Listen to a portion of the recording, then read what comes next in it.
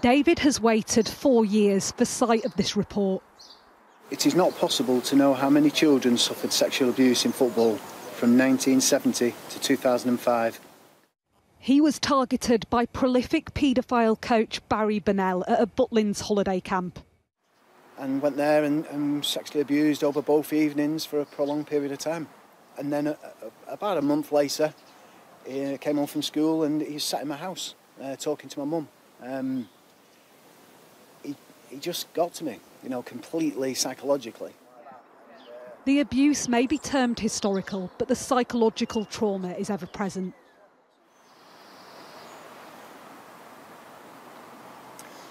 Yeah, I wasn't sort of planning on getting, emotional today. I've spoke about it a lot. The report was commissioned after Andy Woodward waived his anonymity to reveal he'd been sexually abused by Barry Burnell. It didn't find evidence of a conspiracy to cover up in the game, but its conclusion was damning. Clive Sheldon QC said the Football Association failed children for 5 years between 1995 and 2000. He wrote, the FA acted far too slowly to introduce appropriate and sufficient child protection measures. These are significant institutional failings, for which there is no excuse. Barry Burnell abused countless boys at Manchester City and Crewe Alexandra. The clubs, the report said, must have been aware of rumours of his abusing, but failed to investigate. I'm not able to say it here.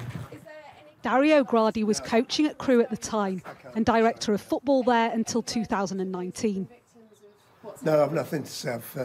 I'm under instructions. Sorry. When discussing the general scope of the abuse with the inquiry, Gradi said that he did not consider a person putting their hands down another's trousers to be an assault. He remains banned from football by the FA for unspecified reasons.